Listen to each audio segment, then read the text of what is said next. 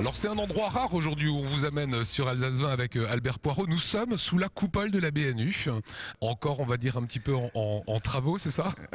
Les travaux commencent effectivement dans le bâtiment République depuis quelques jours. Alors ça va ressembler à quoi en 2014 quand les travaux seront terminés? En 2014, cette coupole, en fait, elle surplombera un escalier central qui prendra naissance au rez-de-chaussée et qui distribuera tous les étages, tous les plateaux de lecture. Ça veut dire qu'au rez-de-chaussée, on lèvera la tête et on verra ça, Voilà. nous au-dessus de notre tête. Exactement, exactement. Enfin, le public, des gens qui s'intéressent au bâtiment, qui s'intéressent à ce quartier de la Neustadt, pourront voir cette coupole qui sera restituée à la vue du public. Voilà, ce que le public découvrira aussi, c'est que vous allez installer des verrières entre les cours qui sont actuellement à l'air libre.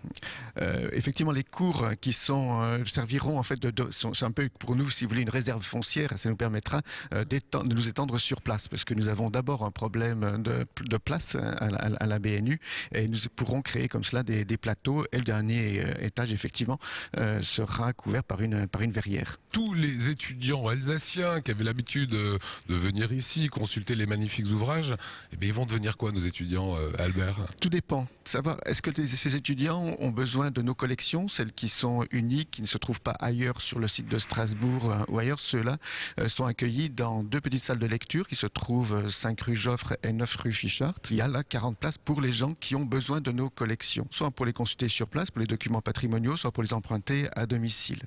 Les étudiants qui ont besoin d'espace de travail, simplement, ou d'avoir accès à Internet, ceux-là sont orientés vers les bibliothèques du campus ou vers la médiathèque André Malraux, donc de la communauté urbaine de Strasbourg. Alors là, on voit que c'est en plein travaux, ou plutôt en plein déménagement. Où sont passés les milliers d'ouvrages de la BNU? Alors, dans le bâtiment République, il reste encore 30 km à sortir, ce qui est déjà pas rien. Nous en avons déjà en gros une vingtaine de kilomètres qui sont sortis. La ville de Strasbourg en accueille 5 km dans les bâtiments de la bibliothèque municipale rue Kuhn, et nous en avons rue Fichart à hauteur de 21 km linéaires. Alors, il y a des papyrus, il y a des incunables, il y a des livres exceptionnels. Quel est le plus vieux document que vous avez ici à la BNU? Alors, le plus vieux document, je pense que ça doit être une tablette cunéiforme qui a quelque chose comme 5000 ans. D'accord, j'ai vu l'Empédocle. Ah oui, l'Empédocle, alors appartient déjà à l'ère chrétienne, puisque c'est le 1er siècle après Jésus-Christ, effectivement.